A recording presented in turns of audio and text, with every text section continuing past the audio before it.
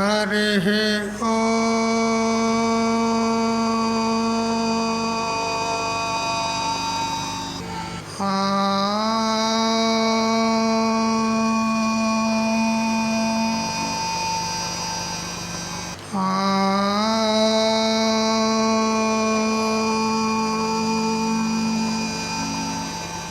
वसुदेवसुतं देवं कंसचाणूरमर्दनं देवकी परमानन्दं कृष्णं वन्दे जगद्गुरुं शङ्करं शङ्कराचार्यं केशवं बादरायणं सूत्रभाष्यकृतौ वन्दे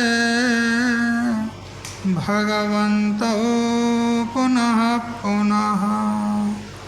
ईश्वरो गुरुरात्मेति मूर्तिभेदविभागिने व्योमवद्व्याप्तदेहाय दक्षिणामूर्तये नमः। युक्ताहारविहाराय विविक्तस्थलवासिने मलयाळयतीन्द्राय ब्रह्मनिष्ठाय ते नमः। गीता भागवताद्वैत तत्त्वामृतस्वरूपिणे गण्डीक्षेत्रनिवासाय रामकृष्णाय ते नमः। ॐ पूर्णमदः पूर्णमिदं पूर्णात् पूर्णमुदच्यते पूर्णस्य पूर्णमादाय पूर्णमेवावशिष्यते। ॐ शान्ति शान्ति शान्तिः। స్వాంత పరికల్పిత బ్రహ్మాండాంతర్వర్తి సకల చరాచర ప్రాణికోట్ల యొక్క అసత్ జడ దుఃఖ మోహాత్మకమైనటువంటి సకల ఉపాధుల కంటే విలక్షణమై సత్తు చిత్తు ఆనంద రూపం చేత స్వయం ప్రకాశమానమై వెలుగొందుచున్నటువంటి ప్రత్యేక అభిన్న పరమాత్మకు సాష్టాంగ ప్రణమిల్లుతూ ఆత్మీయులారా, శ్రీమద్ భగవద్గీత గుణత్రయ విభాగ యోగము 14వ అధ్యాయంలో క్రమంగా మనము 6 శ్లోకాలు తెలుసుకున్నాం.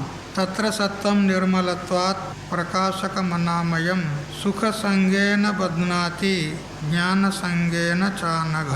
హే అనగా అంటే పాపరహితుడమైనటువంటి ఓ అర్జున, సత్వగుణము నిర్మలమైనటువంటిది, ప్రకాశకము అంటే జ్ఞానమైనటువంటిది, అనామయము అంటే ఏ విధమైనటువంటి ఉపద్రవము లేనటువంటిది, అది సుఖాన్ని కలుగజేస్తూ జీవుణ్ణి జ్ఞానం అనేటువంటి సంగము చేత, ఎందుకంటే సత్వగుణంలో జ్ఞానం ఉత్పన్నమవుతుంది కాబట్టి ఆ జ్ఞానం ఉత్పన్నమవుటతో జీవుడు ఆ జ్ఞానంతో తాదాత్మ్యాన్ని పొందినట్లయితే, అభేద అధ్యాసాన్ని పొందినట్లయితే ఆ సత్వగుణమే జీవుణ్ణి బంధిస్తుంది అని అనేక రకాలుగా మనం చింతన చేశాము. ఇప్పుడు 7వ శ్లోకం చదవండి. రజో రాగాత్మకం విద్ధి తృష్ణాసంగ సముద్భవం తన్నిబధ్నాతి కౌంతేయ కర్మసంగేన దేహినం. హే అర్జున, హే కౌంతేయ అంటే ఓ కుంతిపుత్రుడమైనటువంటి అర్జున, రజోగుణము రాగాత్మకమైనటువంటిది, రాగరూపమైనది. రంజ రాగే అంటే ఏ విధంగా పొడిగుడ్డకు మనం రంగు వేస్తే ఆ గుడ్డకు ఏ విధంగా రంగు అతుక్కుపోతుందో అట్లా ఈ రజోగుణము ఆత్మకు రంగునిస్తుంది. అంటే దాని తాత్పర్యం ఏంది? శబ్దాది విషయ వస్తువుల యొక్క దర్శనం చేత, శ్రవణం చేత, స్మరణాదుల చేత అంతఃకరణంలో కలిగేటువంటి స్నేహ వృత్తియే రాగము. విషయాల పట్ల స్నేహం, అనురాగం, దానికే రాగం అంటారు. దాంతో మనస్సు రంజిస్తుంది, ఆనందిస్తుంది, సుఖిస్తుంది, ప్రీతిని కొంటుంది. అయితే ఆ రాగ వృత్తి ద్వారా జీవుడు తన స్వరూపం నుండి జారి దృశ్య వస్తువులతో తాదాత్మ్యాన్ని పొందుతాడు, దృశ్య వస్తువులతో అభేదాన్ని పొందుతాడు. అంటే తన స్వరూపము ఏ రాగము కానీ ద్వేషము కానీ ఏ విధమైనటువంటి ధర్మాలు లేనిదై ఉండి కూడా ఈ రజోగుణ యొక్క ప్రభావం చేత విషయాల యందు ఆసక్తిని కొని ఆ విషయాలకు తగులుకుంటాడు. తన స్వరూపానందాన్ని వదిలిపెడతాడు. ఈ వైశిక సుఖంలో అతడు తగులుకుంటాడు. ఇది ఎట్లా ఉన్నదనంటే, ఒక ఆయనకు భోజన పంక్తిలో కూర్చున్నప్పుడు ఆ భోజనం వడ్డించేటువంటి యజమాని పాయసం చేసి అందరికీ పంచుతూ ఉన్నాడు, అందరికీ వడ్డిస్తూ ఉన్నాడు. అయితే ఒక ఆయనే అకస్మాత్తుగా వచ్చి ఆ పంక్తిలో కూర్చున్నాడు. అందరికీ విస్తర్లు వేసి వాళ్ళకు వడ్డన చేశారు. అకస్మాత్తుగా వచ్చి కూకున్నాడు. అదే సమయానికి పాయసం వడ్డిస్తూ యజమాని అతని దగ్గరకు వచ్చాడు. అకస్మాత్తుగా వచ్చినటువంటి వ్యక్తి దగ్గర ఒక కంచము లేదు, మరి ఒక విస్తరువు లేదు, ఏదీ లేదు. నాకు కూడా పాయసం ఇవ్వు అని అన్నాడు. అయ్యో ఎలా తీసుకుంటావయ్యా, చేతిలో ఇవ్వు అన్నాడు. దోసిలి చాచాడు. ఆ దోసిట్లో పాయసం పోసాడు. అతను పాయసం పోస్తే దోసిలి నిండుగా పాయసం ఉంది. అయితే ఈ మధ్యలో నుంచి కొంచెం పాయసము కారి మోచేతుల దగ్గరికి వచ్చింది. అయితే అతడు ఏమనుకున్నాడంటే, దోశలో ఉన్న పాయసం ఎక్కడ పోతుంది, దోశల్లో అయితే ఉంది కదా భద్రంగా, ఈ కారిపోతుందే, దీన్ని కింద పడనీయొద్దు అనుకొని ఇట్లా ఆ కారేదాన్ని నాకపోయాడు. ఆ కారేదాన్ని నాకపోయాడు. అప్పుడు దోశలు ఉంటుందా, ఇది మూతికి అందలే, ఇదైతే మొత్తం అయిపోయింది కదా. ఇట్లా అయిపోయింది కథ. మన పరిస్థితికి అట్లే ఉంది. అంతేనా? ఇది ఎవరి కథో కాదు, మన కథనే. మనము మన స్వరూప ఆనందము అంతూ లేదు, దానికి మహాసాగరం లాంటి ఆనందం ఉన్నది మనలో, ఆనంద సాగరం ఉన్నది మనది. అటువంటి దాన్ని వదిలిపెట్టి ఈ క్షుద్రమైనటువంటి ఈ విషయాలలో వచ్చేటువంటి ఆనందాన్ని, వాస్తవంగా విషయాల్లో కూడా ఆనందం లేదు, ఉందని భ్రమ అవుతుంది మనకు. విషయాల్లో ఆనందం ఉన్నదని ఆ క్షుద్రమైన, నీచమైన, అల్పమైనటువంటి సుఖాలకు మనము ఆసక్తులమయ్యి అసలైన మన ఆనందాన్ని పోగొట్టుకుంటాము. చేతిలోని పాశాన్ని పోడగొట్టుకున్నట్టు ఆ ఒక చుక్క కోసం వాడు మొత్తం ఆ పాయసాన్ని పోగొట్టుకున్నాడా లేదా? అట్లా మన స్వరూపభూత ఆనందమే మహాసాగరంలాగా ఉంది. అటువంటి ఆనందాన్ని నువ్వు ఎంత అనుభవించినా కానీ అది తరిగేది కాదు. ఈ విషయ సుఖమైతే అది ఇంతింత విషయాన్ని అనుభవిస్తుంటే ఆ విషయం తగ్గిపోతూ ఉంటుంది. మంచిగా ఎండాకాలంలో కూల్ డ్రింక్స్ తెచ్చుకొని అందులో పుల్లు వేసుకొని నోట్లో పెట్టుకొని తాగుతూ ఉన్నావు. చల్లగా ఉన్నది, అబ్బా ఎంత బాగుంది అని మంచిగా తాగుతూ ఉన్నావు. తాగగా 2 బుక్కలు తాగానే అది సగం అయిపోయింది. సగం అయిపోయేసరికి ఆ సీసాను ఇట్లా లేబట్టి చూసి, అయ్యో అయిపోతుంది కదా, ఇప్పుడు సుఖమా దుఃఖమా? ఉదుకు చల్లగా ఉంది పానీయం, చల్లని పానీయం అని తాగి సుఖపడదామని తాగుతుంటే మరి అయిపోయిందని మళ్ళీ వెంటనే దుఃఖం. మరి ఇదేం సుఖం? క్షణిక సుఖము, దుఃఖ మిశ్రితమైనటువంటి సుఖం. కానీ ఆత్మానందం అట్లాంటిది కాదు. దుఃఖం లేశ మాత్రం కూడా సంబంధం లేనటువంటి ఆనందం. మరి నిరతిశయ ఆనందం. నువ్వు ఏ లోకాంతరంలోకి వెళ్ళినా కానీ ఇటువంటి ఆనందం లేదు. ఆ ఇంద్రునికి కూడా లేదు, చంద్రునికి కూడా లేదు, ఎవరికి కూడా లేదు. ఇంద్రంచ మన్యతే రంకం నచేంద్రస్య సుఖం కించిత్ న సుఖం చక్రవర్తినః సుఖమస్తి విరక్తస్య మునేరేకాంత వాసినః అని మనకు శాస్త్రం చెప్తుంది. ఇంద్రునికి లేదు, చంద్రునికి లేదు, బృహస్పతికి లేదు, ఎవరికి కూడా ఈ ఆత్మసుఖం లాంటి సుఖం ఎవరికి దొరకదు. అది కేవలం ఒకే ఒకటి, ఆత్మానందం. చూశారా? అటువంటి ఆనంద స్వరూపుడై ఉండగా జీవుడు ఈ క్షుద్రమైనటువంటి విషయాలలో ఈ రజోగుణానికి లోబడి ఆసక్తుడయ్యి వాడు తన స్వరూపాన్నే మర్చిపోతున్నాడు. చూశారా? ఈ రజోగుణము, ఈ రాగము రజోగుణ ధర్మం అయినప్పటికీ రజోగుణాన్ని రాగరూపమని చెప్పడంతో ఏమిటి అనంటే ధర్మము ధర్మి అభిన్నంగా ఉంటాయి. రాగం అంటే ఆసక్తి, విషయాల యందు ఉన్నటువంటి ప్రీతి, దానికే రాగం అంటారు. ఆ రాగము ఎవరి ధర్మం అంటే రజోగుణం యొక్క ధర్మం. అయితే రజోగుణ ధర్మం అయినప్పటికీ కూడా రజోగుణాన్ని రాగరూపం అని చెప్పడం ఎందుకు అనంటే ధర్మకు ధర్మికి అభేదం ఉంటుంది. ఏ విధంగా అగ్ని యొక్క ధర్మం ఉష్ణత. ఆ అగ్ని యొక్క ధర్మమైనటువంటి ఉష్ణత అగ్ని కంటే వేరే ఉంటుందా? అగ్ని ఉన్నది అని అంటే ఉష్ణత ఉంటుంది. అగ్ని ఉష్ణత రెండు వేరువేరుగా ఉండవు, అభిన్నంగా ఉంటాయి. అట్లా రజోగుణమే రాగము, రాగమే రజోగుణము అని ఈ విధంగా అభిన్నంగా చెప్పడం జరిగింది. రాగం అనేటువంటి మాటకు ఉపలక్షణము ద్వేషాన్ని కూడా మనం గ్రహించాలి. ఈ రాగము మరియు ద్వేషము ఈ రెండు కూడా రజోగుణం యొక్క ధర్మాలే. ఇంకా ఉపలక్షణంగా కామము, క్రోధము, లోభము, మోహము ఏవైతే ఉన్నాయో ఇవన్నీ కూడా రజోగుణ. మోహం విడిచిపెట్టి మిగతా అన్నీ కూడా రజోగుణ కార్యాలే. కోటి కోటి జన్మాలకు ఈ రజోగుణమే కారణము.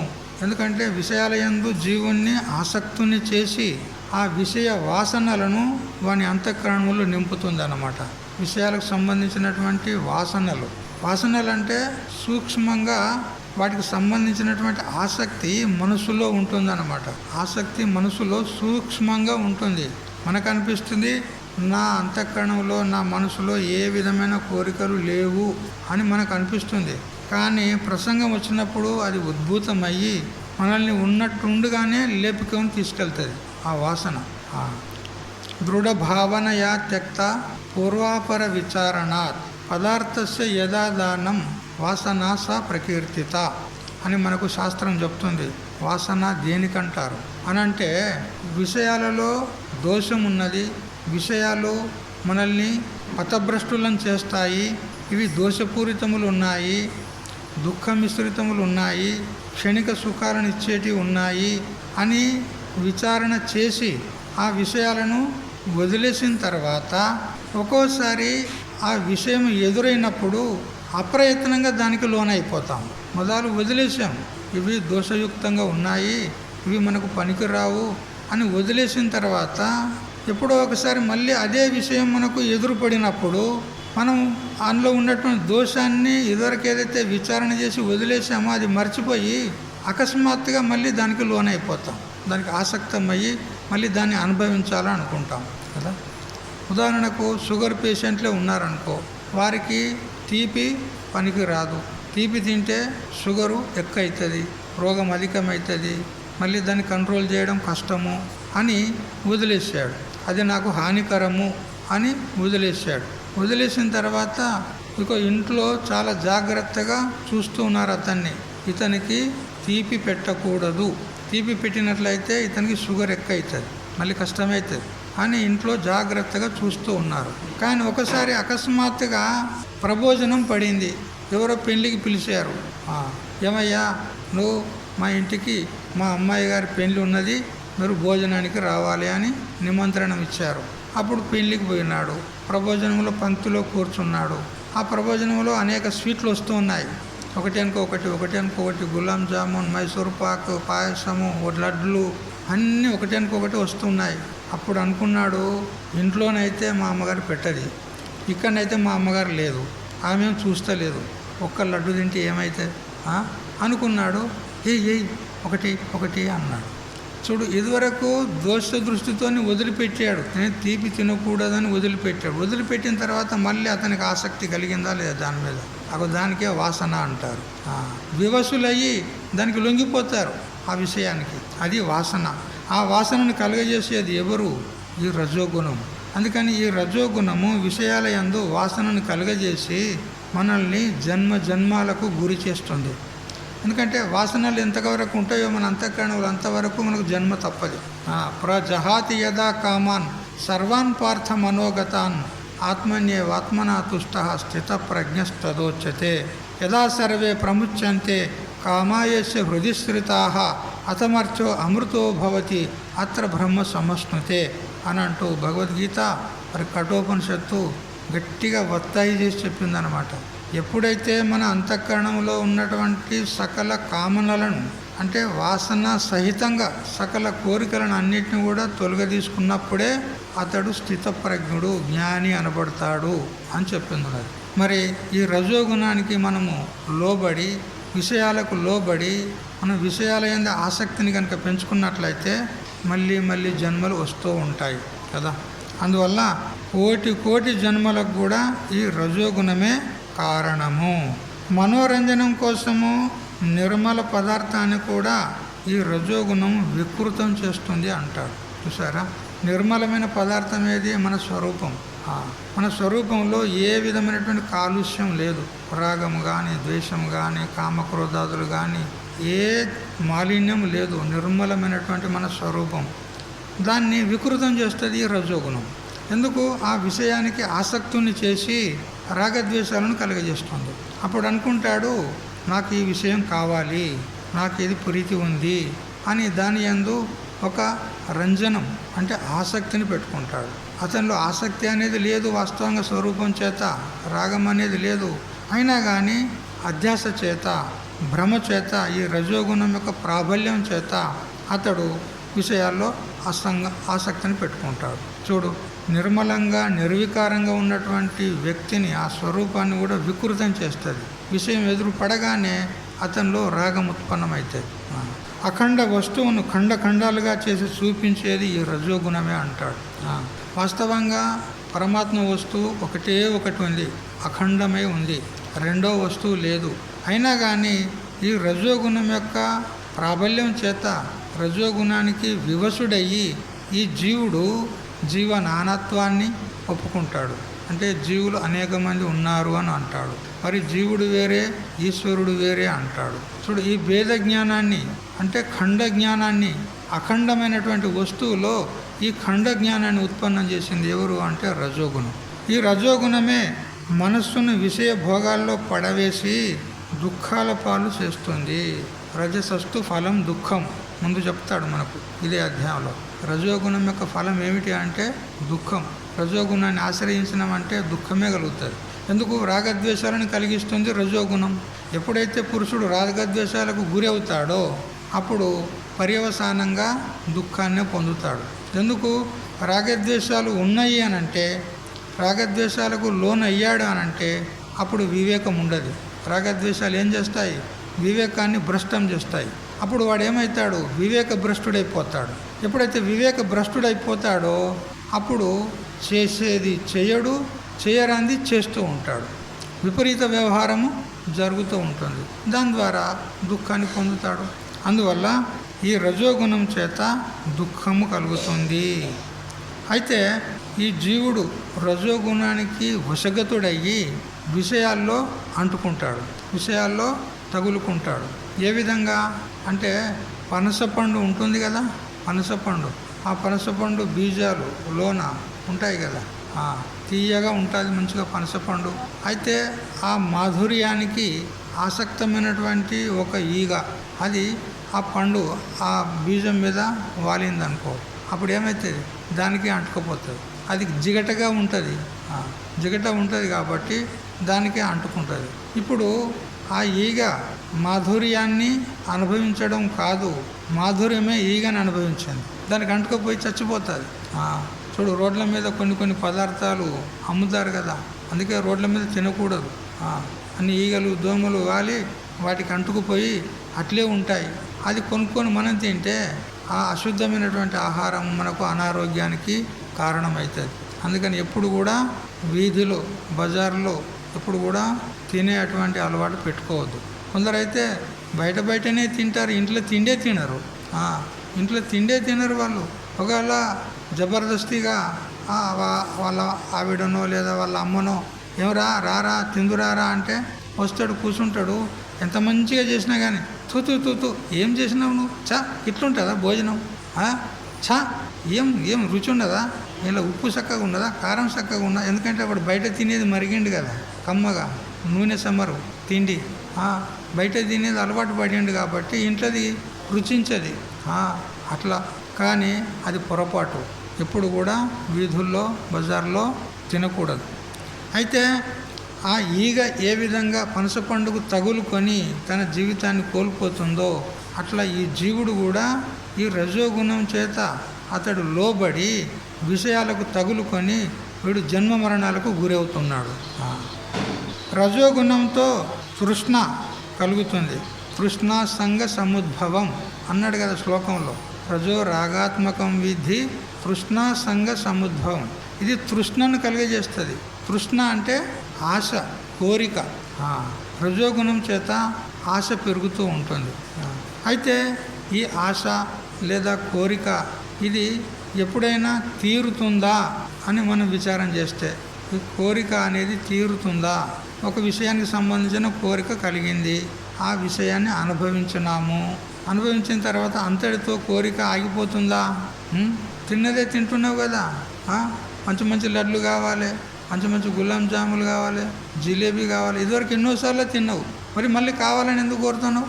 అంటే ఆశకు అనేది అంతు లేదు.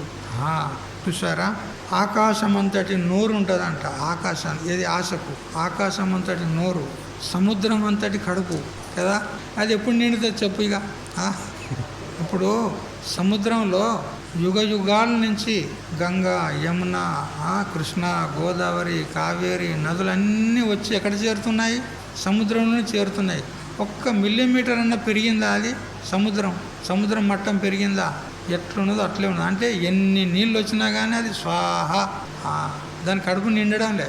అట్లా మనం ఎన్ని కోరికలను పూర్తి చేసుకున్నా కూడా ఆశ అనేది మాత్రము అది పూర్తి కాదు. చూసారా, ఆశాయాహ దాసాయేతే దాసాల్ సర్వలోకస్య ఆశా ఏషాం దాసి తేషాం దాసాయతే లోకః. ఆశకు ఎవడైతే దాసుడైతాడో వాడు మొత్తం లోకానికే దాసుడైనట్టు. ఎందుకు?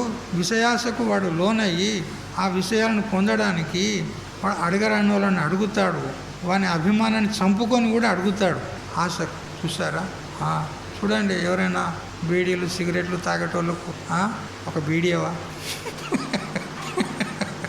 కదా,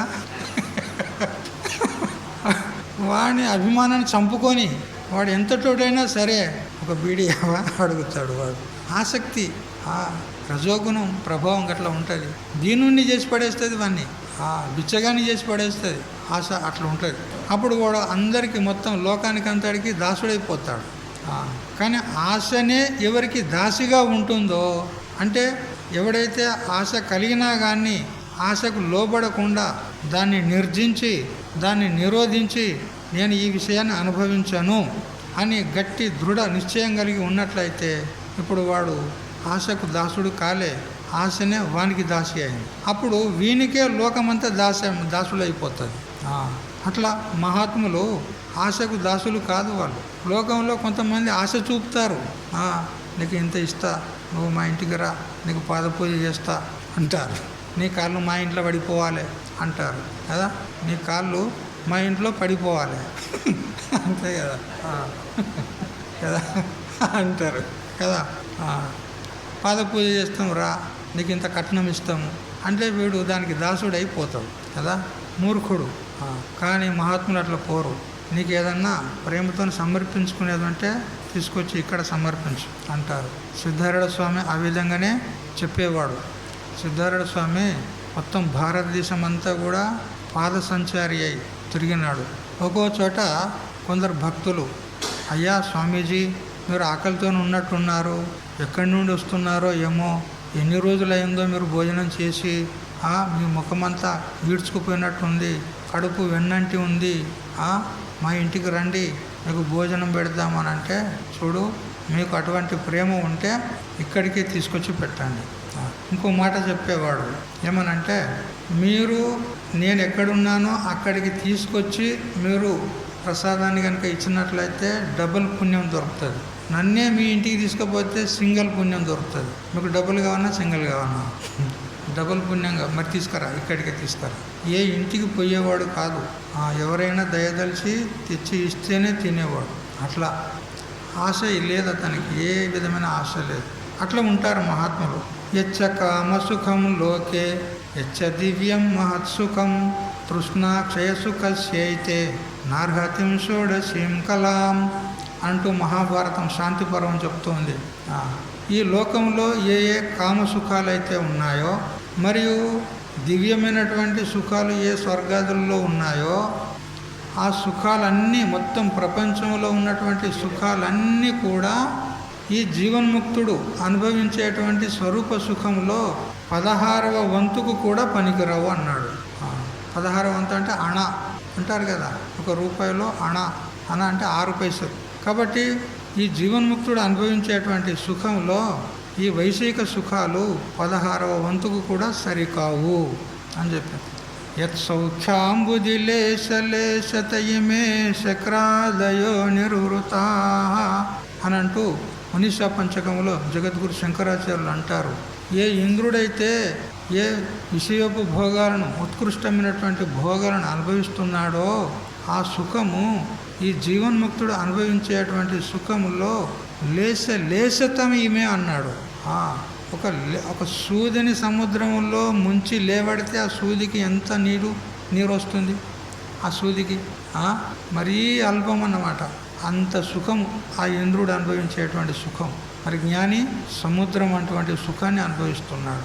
అందువల్ల ఎవరైతే జ్ఞానులు ఉంటారో వారు విషయాలకు దాసులు కారు, విషయాలే అతనికి దాసులవుతాయి. అయితే ఈ రజోగుణం వల్ల కలిగినటువంటి ఏ కోరికలైతే ఉన్నాయో, ఆశలైతే ఉన్నాయో వీటికి సమాప్తి అనేది ఉండదు. ఒకటి తీరిన కొద్దీ మరొకటి ఉత్పన్నమవుతుంది, ఒకటి తీరితే మరొకటి ఉత్పన్నమవుతుంది, ఒకటి తీరితే మరొకటి ఉత్పన్నమవుతుంది. విషయాల యొక్క కోరిక, ఒక విషయాన్ని అనుభవిస్తే మరొక విషయం ఒక కోరిక, ఈ విధంగా ఒకదాని తర్వాత ఒకటి, ఒకదాని తర్వాత ఒకటి, ఈ విధంగా వస్తూనే ఉంటాయి. వీటికి సమాప్తి లేదు అంటాడు.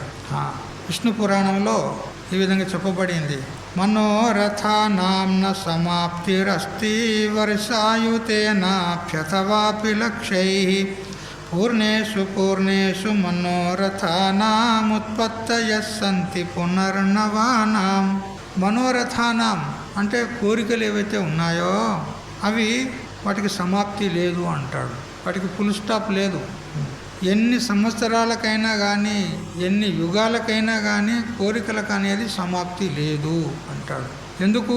పూర్ణేషు పూర్ణేషు మనోరథానాం. ఒక్కొక్క మనోరథాన్ని, ఒక్కొక్క కోరికను పూర్ణం చేసుకుంటూ ఉంటే, పూర్తి చేసుకుంటూ ఉంటే మళ్ళా ఉత్పత్తయస్సంతి పునర్నవానాం, మళ్ళీ కొత్త కొత్తవి మళ్ళీ ఉత్పన్నమవుతూ ఉంటాయి. ఇది కోరికలు అంటే ఇట్లా ఉంటాయి. మరి ఎప్పుడు సమాప్తి కావాలి ఇవి?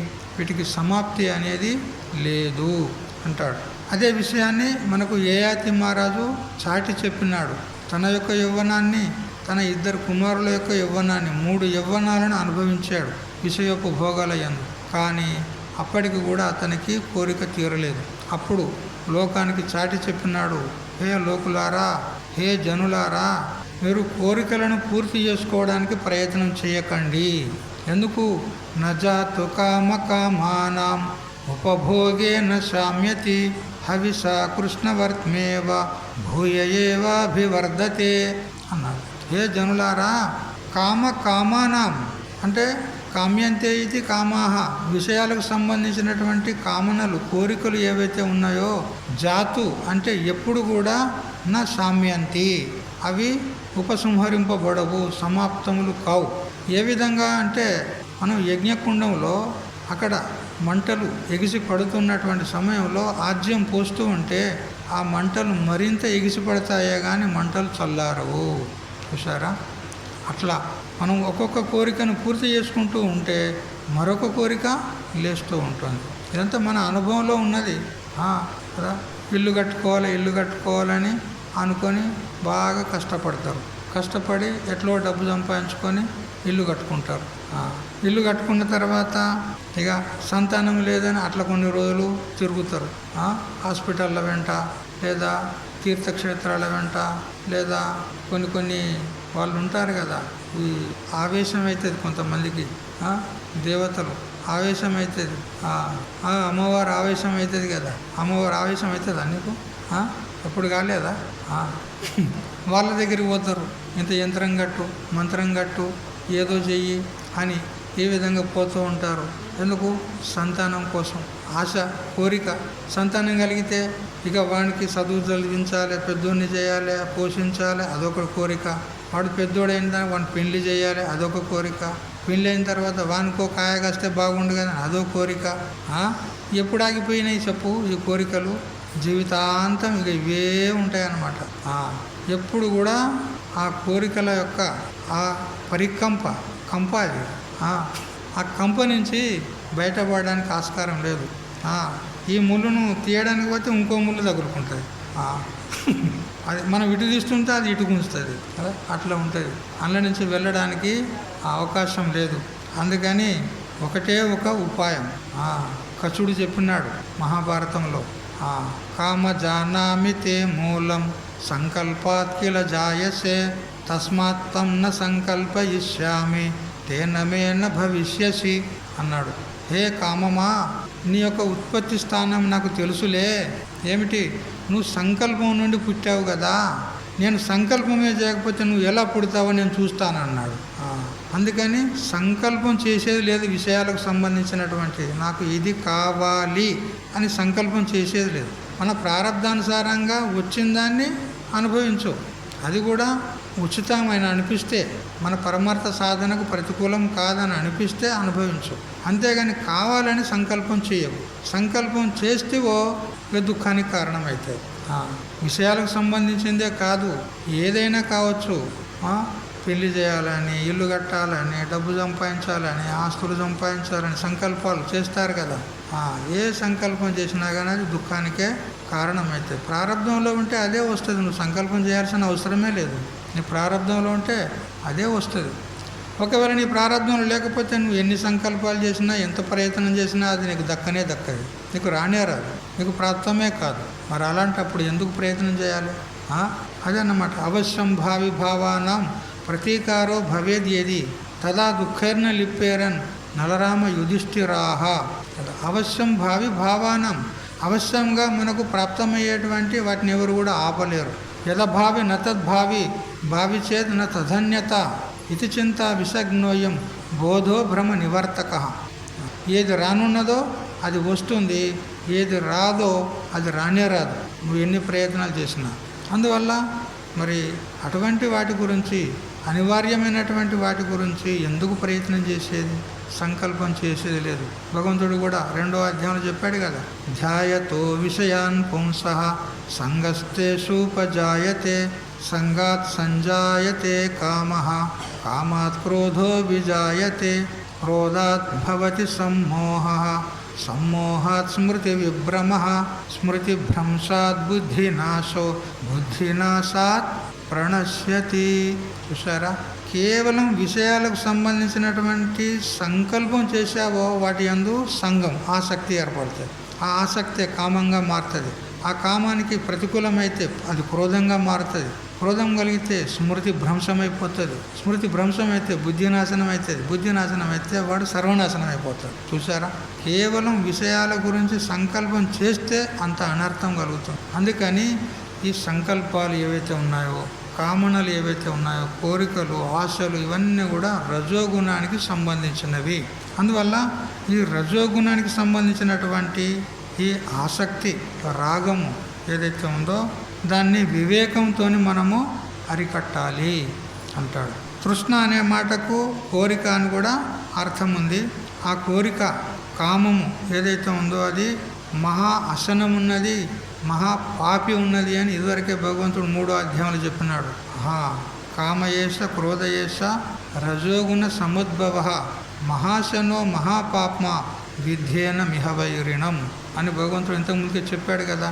కామము కానీ క్రోధము కానీ ఇవి ఎటువంటివి అని అంటే మహా అసన.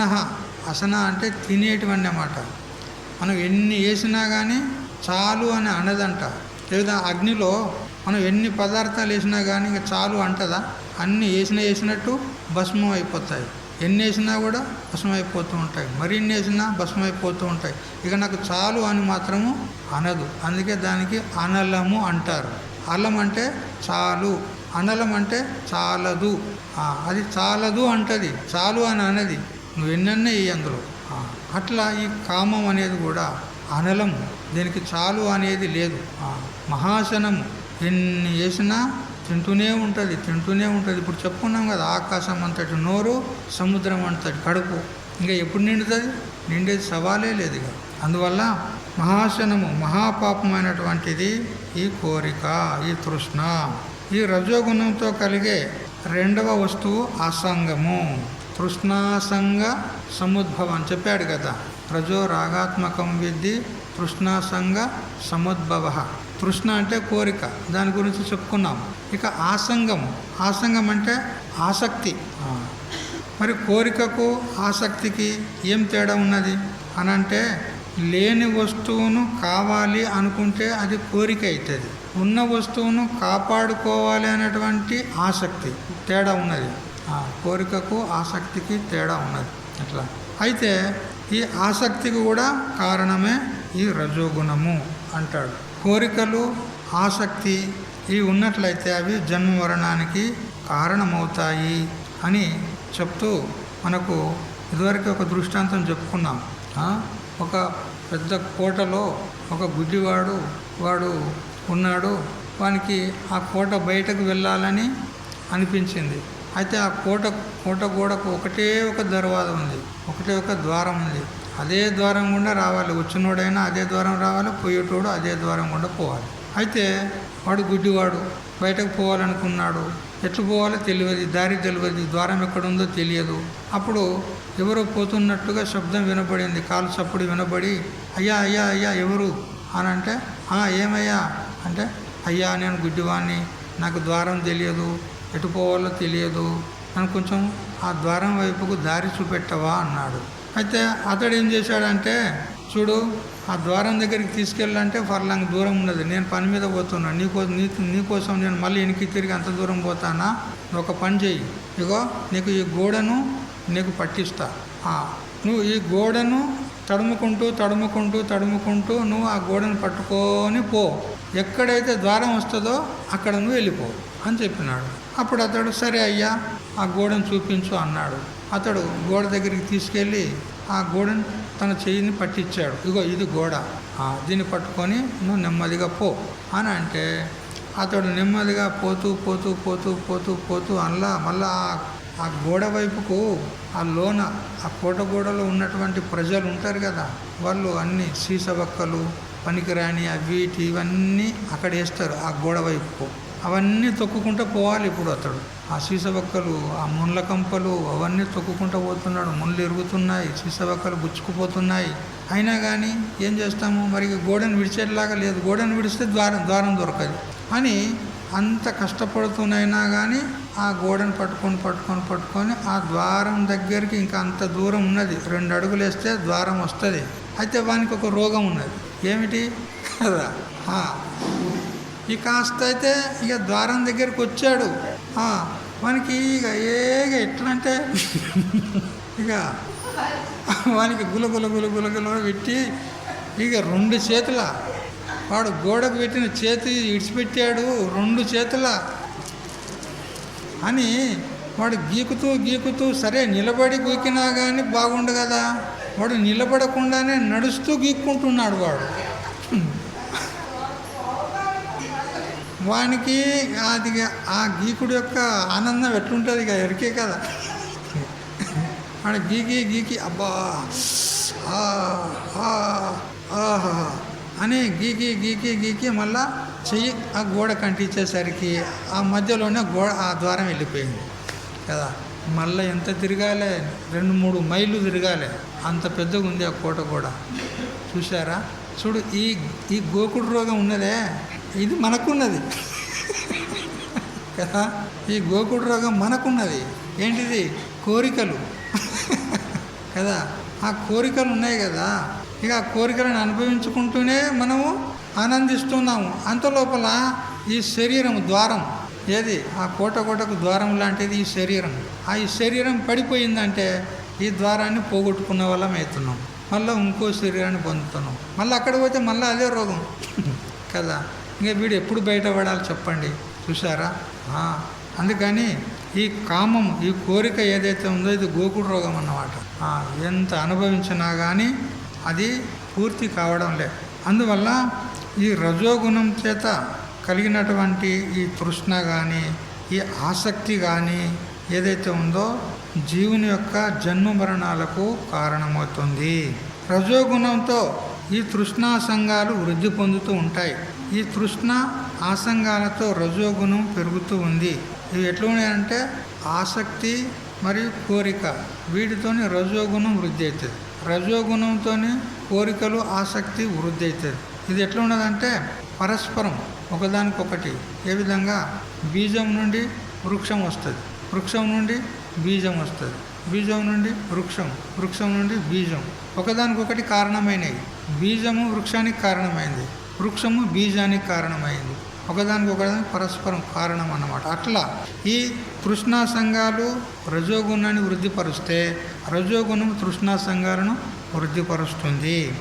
ఈ విధంగా అన్యోన్యాశ్రయం ద్వారా వృక్షానికి బీజానికి ఎట్లా కారణం ఉన్నదో, బీజం వృక్షానికి కారణం ఉన్నది, వృక్షం బీజానికి కారణం ఉన్నది. అట్లా ఈ తృష్ణా సంఘాలు రజోగుణానికి ఈ విధమైనటువంటి సంబంధం ఉంది కదా. తృష్ణతో ఆసక్తితో కూడిన జీవుడు కర్మసంగంతో బంధింపబడతాడు. ఆశ పూరక ఉండనిస్తుందా? దప్పి ఉండేవాడు ఊరక ఉంటాడా? చూడు, ఈ రజోగుణం చేత ఆశ పెరుగుతుంది. ఆశ ఎటువంటిదంటే మనము నీళ్ళల్లో ఉప్పు కలుపుకొని తాగినామనుకో తప్పిక తీరుతుందా? మరింత అధికమవుతుంది.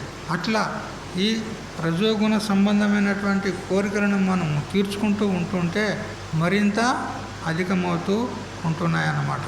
అయితే ఈ రజోగుణానికి గురైనటువంటి వాడు ఎటువంటి వాడు అంటే ఆ ఎడ్లకు మనం నాగలి కట్టినప్పుడు బండి కట్టినప్పుడు వాడు మెడల మీద పెడతారు. ఏంటిది అది?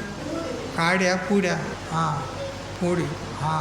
అట్లా ఈ జీవుడు రజోగుణంతో ఈ ప్రాపంచికమైనటువంటి విషయాలను అన్నిటిని కూడా వాడు మెడ మీద వేసుకుంటున్నాడు. వేసుకొని ఇక ఆ గాడిదలాగా ఆ ఎద్దులాగా గుంజుతా లాక్కుపోతూ ఉన్నాడు ఇక కదా. ఈ కుటుంబం నాది, వీళ్ళంతా నా వాళ్ళు, వీళ్ళందరినీ నేను పోషించాలి, దానికి నేను కష్టపడాలి అని రాత్రింబవలు కష్టపడి ఆ కుటుంబ భారాన్ని అంతా ఆ ఎద్దులాగా మెడ మీద పెట్టుకొని మోస్తూ ఉన్నాడు వీడు, ఆ గాడిదలాగా. చూడు, అంటే వీడు గాడిదైపోయిండు అన్నమాట.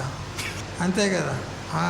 ఏ విధంగా అంటే నాకు ధనం కావాలి, అధికారం కావాలి, కీర్తి కావాలి, ప్రతిష్ట కావాలి, ఓట్లు కావాలి, సీట్లు కావాలి కదా. అబ్బో, ఇక వాని ఆరాటం చూడు, వాడు ఎన్ని విధాల కొట్లాడుతూ ఉంటాడు. ఇది కావాలి, ఇది కావాలి, ఇది కావాలి అంటాడు. ఉరుకులాడుతూ ఉంటాడు. పాదరసాన్ని కింద వేస్తే అది ఒక చోట ఉంటుందా? అటు ఇటు ఉరుకులాడుతూ ఉంటుంది అది పాదరసం. అట్లా వీడు ఉరుకులాడుతూ ఉంటాడు, ఒక దగ్గర ఉండడు. రజోగుణం ఉన్నోడిని చూడుండ్రి, వాడు స్థిరంగా ఉండదు వాని బుద్ధి. అక్కడ పోవాలి, ఇక్కడ పోవాలి, అది చేయాలి, ఇది చేయాలి, ఇది తేవాలి, అది తేవాలి. ఇక వానికి విశ్రాంతి అనేది ఉండదు. ఎప్పటికీ ఇక పరుగులో పరుగులు, శాంతి అనేది వానికి ఉండదన్నమాట. ఇక తన కర్తవ్యము మీదేసుకొని తనకు డ్యూటీ ఉన్నదని, నాకు కర్తవ్యం ఉన్నదని, లేదా నేను లోకసేవ చేస్తున్నా, మానవ సేవే మాధవ సేవ అని ఏదేదో చేస్తూ ఉంటాడు కదా. ఏది చేసినా కానీ అంతా రజోగుణ కార్యమే, అదంతా పనికిరానిదే, విక్షేపానికి కారణమే, అశాంతికే కారణం. శాంతి అనేది మాత్రము ఉండదు కదా. ఎప్పుడైనా తాను చేసే పనికి తన ప్లానుకు ఎదురు దెబ్బ తగిలిందో అప్పుడు వానికి క్షణిక వైరాగ్యం కలుగుతుంది. తను చేసే పనికి ఎదురు దెబ్బ తగిలిందనుకో క్షణిక వైరాగ్యం కలుగుతుంది. ఈ పని నేను చెయ్య అంటాడు. కానీ రజోగుణం ఉన్నది కదా లోన, అది వాడిని ఉట్టిగా ఉండనియది, మళ్ళీ ప్రవృత్తిని చేస్తుంది. ఒకసారి అట్లా అయితే ఏమవుతుంది, ఒకసారి అవుతుంది, మళ్ళీ చేద్దాం అని మళ్ళీ ప్రవృత్తుడు అవుతాడు. చూడు, వాడిని స్థిరంగా ఉండనియది ఈ రజోగుణం. అందుకని వ్యవహారంలో దిగకూడదు అని అనుకుంటాడు, పొట్టిగా ప్రలాపాలు పలుకుతాడు. కానీ అంతలో ఏదో సుడిగాలు వచ్చినట్టు చుట్టుకొని వాడిని మళ్ళీ వ్యవహారంలోకి లాక్కెళ్తుంది. ఈ రజోగుణము అంత పని చేస్తుందన్నమాట, వాడిని స్థిరంగా ఉండనివ్వదు. ఇది రజోగుణం యొక్క ప్రభావం. రజోగుణము కర్మసంగంతో ఫలసంగంతో జీవుణ్ణి బంధిస్తుంది కదా. రజోగుణం బంధిస్తుంది అని చెప్పాడు కదా. జీవుణ్ణి రజోగుణం కూడా బంధిస్తుంది. తన్ని బధ్నాతి కౌంతేయ కర్మసంగేన దేహినం అన్నాడు. అంటే రజోగుణం కర్మసంగం చేత, అంటే కర్మయందు ఆసక్తి చేత, ఫలం నందు ఆసక్తి చేత, ఈ ఫలం నాకు కావాలి, ఈ కర్మ నేను చెయ్యాలి అని జీవుణ్ణి ఆ కర్మల్లో బంధిస్తూ ఉంది. అయితే వాస్తవంగా కర్మ అనేది ఏదైతే ఉందో స్వరూపం చేత అది బంధానికి కారణం కాదు. మనం ఆసక్తి పెట్టుకుంటేనే బంధానికి కారణం అవుతుంది. నిష్కామంగా ఈశ్వరార్పణ బుద్ధితో ఆ కర్మ చేసామనుకో అది బంధానికి కారణం కాదు, ఉల్టా మనకు మోక్షానికి కారణం అవుతుంది. కానీ వీడు ఆసక్తి పెట్టుకున్నాడు కాబట్టి వానికి బంధానికి కారణమవుతుంది. కర్మ నా బధ్యతే జంతు విద్యయాచ విముచ్యతే అని మనకు సన్యాసోపనిషత్తు చెప్తుంది. కర్మచేత జీవులు బద్ధులవుతున్నారు. ఎందువల్ల అంటే కర్మల యందు ఆసక్తి పెట్టుకున్నారు. కర్మ యందు కర్తవ్య బుద్ధిని పెట్టుకున్నాడు, ఫలాల యందు ఆసక్తిని పెట్టుకున్నాడు. పెట్టుకొని ఈ కర్మకు కర్తను నేను, ఈ ఫలానికి భోక్తను నేను అని ఈ విధంగా అభిమానం పెట్టుకునేసరికి ఆ కర్మ వానికి బంధానికి కారణమవుతుంది. కానీ అదే కర్మను వివేకంతో ఈశ్వరార్పణ బుద్ధితో చేసినట్లయితే అదే కర్మ మనకు మోక్షానికి అంతఃకరణ శుద్ధి ద్వారా కారణమవుతుంది. ఈ విధంగా రజోగుణము మనకు బంధానికి కూడా కారణమవుతుంది అని చెప్పుకొని రజోగుణం యొక్క విషయాన్ని ఇంతటితో ఉపసంహారం చేస్తాము. తర్వాత తమో గుణం గురించి రేపు ఉదయం పూట తెలుసుకుందాం. హరి ఓం తత్సత్. ఓం సహనావతు సహనౌ భునక్తు సహ వీర్యం కరవావహై తేజస్వినావధీతమస్తు మా విద్విషావహై.